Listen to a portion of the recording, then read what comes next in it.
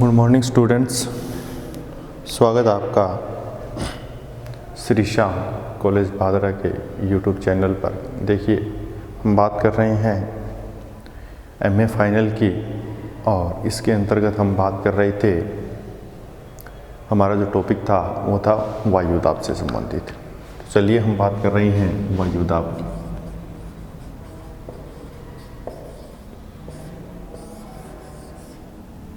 Air pressure की हम बात कर रहे थे। देखिए, वायुदाब के अंतर्गत हमने वितरण की बात की थी और वितरण में क्या चीज़ स्पष्ट की थी? ऊर्ध्वाधर वितरण। वायुदाब का जो ऊर्ध्वाधर वितरण है वो हमने स्पष्ट किया था। ऊर्ध्वाधर वितरण में ऊंचाई के साथ क्या हो रहा है? वायुदाब में परिवर्तन स्पष्ट होता है। और वो परिवर्तन किस दर से होता है? 10 मीटर पर कितना होता है? 300 मीटर की बात करेंगे तो कितना होता है? ये चीज़ हमने स्पष्ट की थी।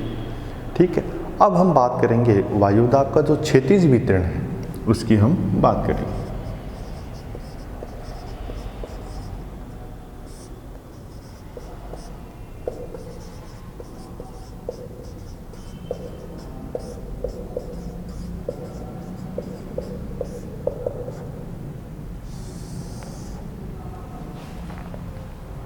वायुदाब के क्षैतिज वितरण के अंतर्गत हम देखेंगे कि दैनिक जो वायुदाब में परिवर्तन आता है वो परिवर्तन कैसे आता है। सबसे पहले तो हम यही चीज़ें स्पष्ट करेंगे।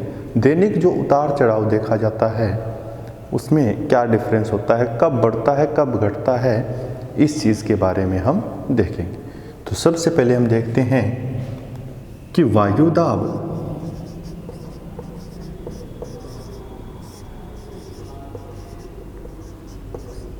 बढ़ने का जो समय होता है वो कब होता है।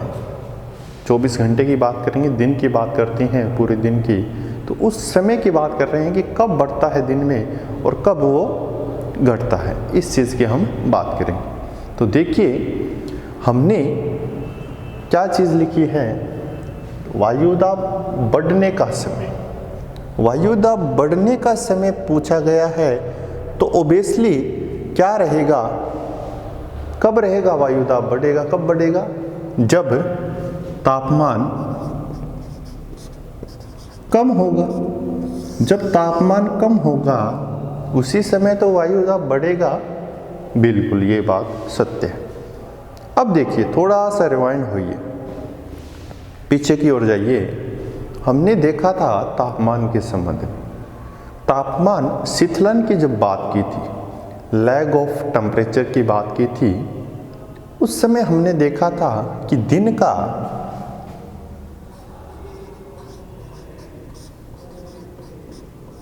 न्यूनतम तापमान कब होता है?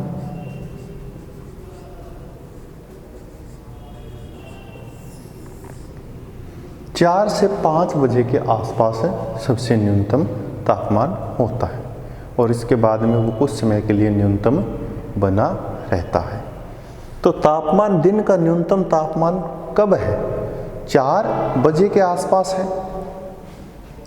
तो तापमान कम होगा तो वायुदाब क्या होगा? बढ़ेगा। तो सबसे ज़्यादा वायुदाब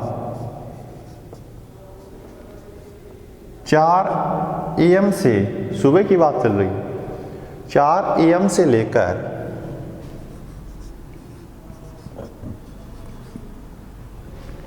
10 AM, सुबह 10 बजे तक क्या रहता है?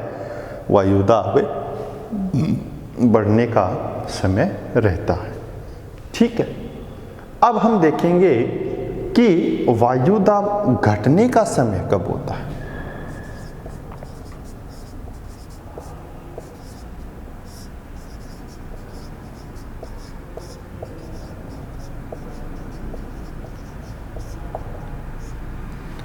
सुबह 10 बजे तक जो वायुदाब बढ़ना था बढ़ गया।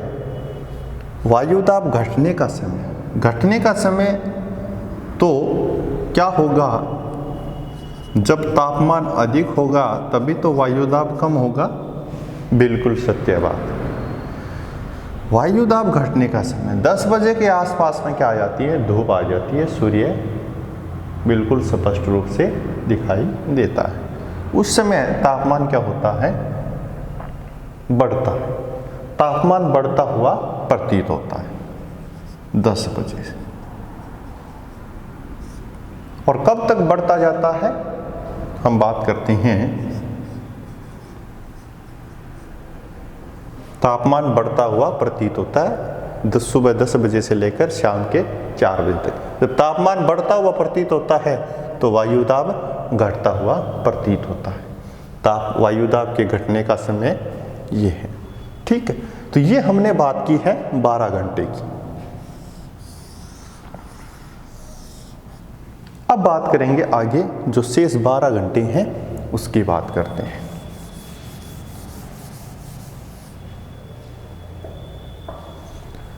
यहां हमने देखा कि यहां तक वायु दाब क्या हो रहा है, घट रहा है शाम के 4 बजे तक। अब शाम के 4 बजे के बाद में क्या होगा, क्या परिवर्तन होगा, 4 PM से शाम के 4 बजे के बाद में तापमान क्या हो जाता है, कम होना शुरू हो जाता है। तापमान कम होगा तो वायु दाब क्या होगा, बढ़ेगा। वायु दाब बढ़ने का समय क्या हो जाता है, शुरू हो जाता है। तो शाम के 4 बजे से लेकर और कब तक बना रहेगा ये कब तक बना रहेगा, 10 PM तक। कब तक बना रहेगा ये, रात्रि के 10 बजे तक क्या है, घटता हुआ ही प्रतीत होगा क्या, तापमान। तो तापमान घटेगा तो वायु दाब क्या होगा, बढ़ेगा। ठीक है, ये हो गया शाम के 4 बजे से रात्रि के 10 बजे तक। चलिए, रात्रि के 10 बजे के बाद में क्या परिवर्तन होता है। रात्रि के 10 बजे के बाद में तापमान क्या होता है, जितना घटना था तापमान घट गया, दाब जो बनना था वो बन गया। अब एक स्थिरता सी उत्पन्न होती है और थोड़ा सा तापमान क्या है, बढ़ता हुआ प्रतीत होता है। पार्थिव विकिरणों के माध्यम से थोड़ा सा तापमान बढ़ता हुआ प्रतीत होता है। कब तक,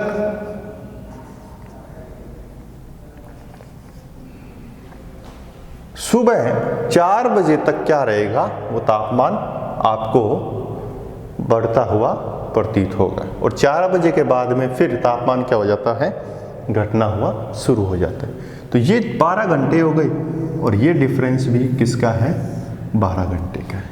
देखिए, हम सुबह 4 बजे से चले, 4 से 10 AM, 10 बज गए सुबह के। फिर 10 बजे गए, 10 बजे के बाद में हम गए शाम के 4 बजे तक। शाम के 4 बजे से फिर हम गए रात्रि के 10 बजे तक, और रात्रि के 10 बजे से फिर हम सुबह के 4 बजे तक गए। तो 4 AM से 4 AM तक हमारा एक दिन कवर हो गया, जिसके अंतर्गत हमने देखा है कि वायु दाब किस समय बढ़ता है और किस समय घटता है। ये चीज़ हमने देख ली है। ठीक है, अब देखिए वायु दाब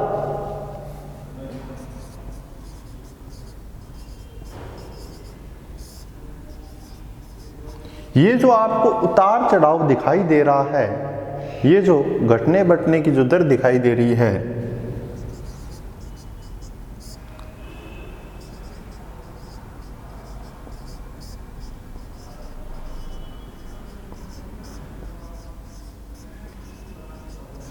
वायु दाब के इस घटने बढ़ने की दर को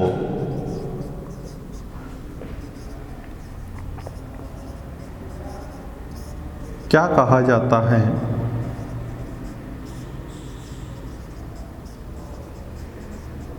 वायु दाब उच्चावच कहा जाता है। क्या कहा जाता है, वायु दाब उच्चावच कहा जाता है। और ये जो उतार चढ़ाव आप देख रहे हो ना, ये उतार चढ़ाव क्या होता है, प्रभावित होता है। कैसे,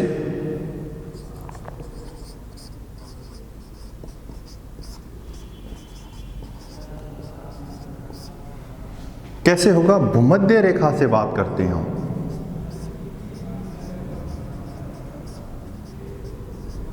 और ध्रुवों की ओर क्या सभी जगह समान रहेगा? भूमध्य रेखा पर भी ऐसा ही रहेगा और ध्रुवों पर भी ऐसा ही घटता बढ़ता हुआ प्रतीत होगा? ये चीज स्पष्ट होगी? नहीं। क्या होगा? यह उतार चढ़ाव भूमध्य रेखा से ध्रुवों की ओर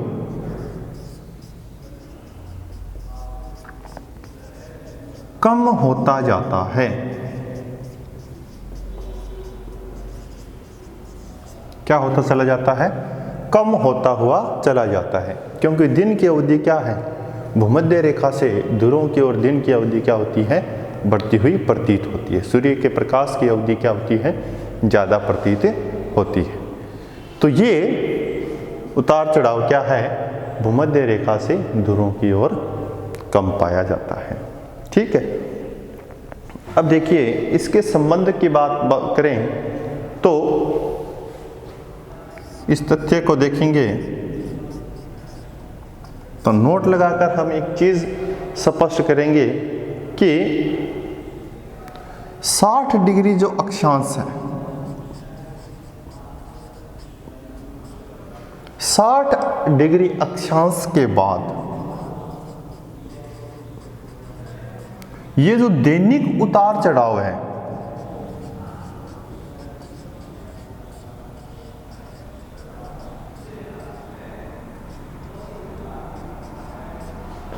दैनिक उतार चढ़ाव नहीं देखा जाता है। ये चीज स्पष्ट है, जिसके कारण हम क्या कह रहे हैं कि भूमध्य रेखा से ध्रुव की ओर क्या होता चला जाता है? ये उतार चढ़ाव कम होता हुआ चला जाता है। और दूसरी बात करेंगे, अधिक ऊंचाई पर, ऊंचाई की बात कर रहे हैं, धरातल से ऊपर की बात कर रहे हैं, क्या इसी प्रकार का दैनिक उतार चढ़ाव देखने को मिलेगा? तो धरातल से ऊपर की बात कर रहे हैं, अधिक ऊंचाई पर।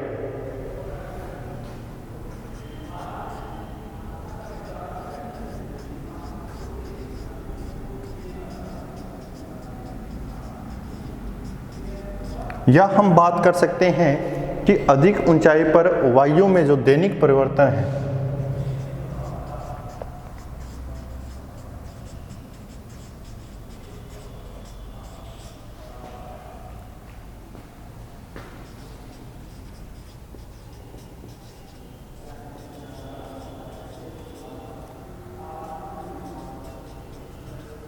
नहीं देखा जाता।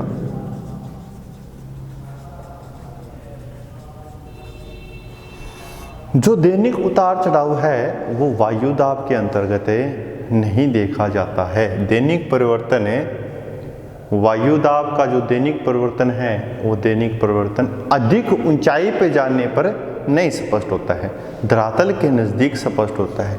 और वो भी किन क्षेत्रों में? भूमध्य रेखा के आसपास के जो क्षेत्र है वहाँ पर स्पष्ट होता है। 60 डिग्री अक्षांश के बाद में ये दैनिक उतार चढ़ाव नहीं देखा जाता है। ये चीज़ हमने स्पष्ट कर ली। अब देखिए, वायु दाब कम और ज़्यादा जिस समय होता है उस समय क्या परिवर्तन स्पष्ट होते हैं, ये चीज़ हम देखेंगे।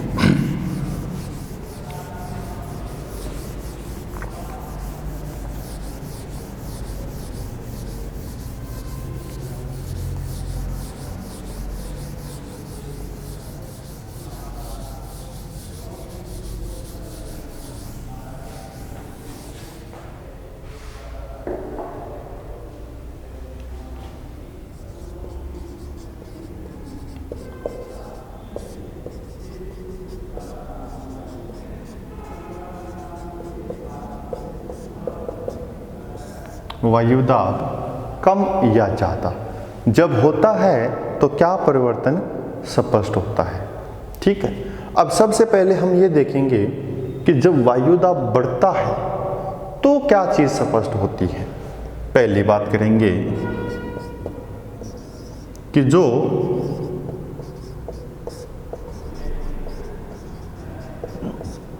बढ़ता हुआ वायुदाब होता है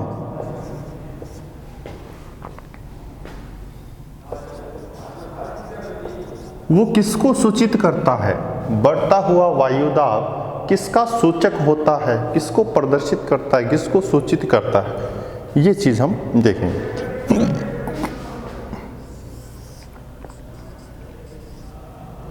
हाई प्रेशर।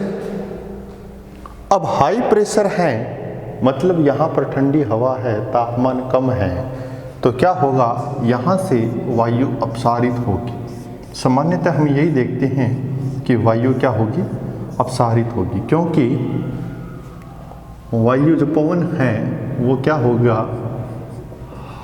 हाई प्रेशर से लो प्रेशर की ओर हमेशा जाती है। तो हाई प्रेशर से चारों दिशाओं में हवा जाएगी, तो यहाँ का जो मौसम रहेगा वो बिल्कुल शांत रहेगा। पवन अपसारित हो रही है, दूसरे क्षेत्रों में जा रही है। यहाँ पर अगर कोई पवन कोई आएगी तो परिवर्तन स्पष्ट होगा। तो यहाँ से तो जा रही है, इसलिए यहाँ पर कोई भी ऐसा उतार चढ़ाव नहीं देखने को मिलेगा। जो मौसम की दृष्टि से देखेंगे वो मौसम बिल्कुल क्या मिलेगा आपको, शांत व स्थिर मौसम देखने को मिलेगा। और जब वायु प्रसारित हो रही है, केंद्र में उसके हाई प्रेशर है, तो वो एंटी साइक्लोन का रूप धारण कर लेता है। प्रति चक्रवातीय स्थिति यहाँ पर उत्पन्न हो जाती है। बढ़ता हुआ जो वायुदाब है वो किसका सूचक होता है, प्रति चक्रवात का। अब जस्ट इसके विपरीत देखेंगे, घटता हुआ वायुदाब सूचक होता है, किसका सूचक होता है ये देखेंगे। पहले तो हमने बढ़ते हुए वायुदाब की बात की, फिर हम बात कर रहे हैं घटता हुआ वायुदाब। इस क्षेत्र में क्या है, लो प्रेशर है, घटता हुआ वायुदाब है, लो प्रेशर है, घट रहा है वायुदाब। तो हाई प्रेशर से कहाँ आएगी वायु, लो प्रेशर की ओर आएगी। और यहाँ पर पवन क्या है, फिर तेज गति से चलनी शुरू हो जाती है। और चलने के कारण क्या होता है, साथ साथ में इसके साथ में वर्षा भी थोड़ी बहुत मात्रा में होती है। तो यहाँ पर एक असहनीय मौसम हो जाता है। असहनीय का मतलब अशांत मौसम की बात कर रहे हैं। यहाँ पर कैसा मौसम हो जाता है, यहाँ पर हवाएं चलने लगती हैं, मौसम परिवर्तन होना शुरू हो जाता है। तो मौसम अशांत व अस्थिर रूप में स्पष्ट होता है।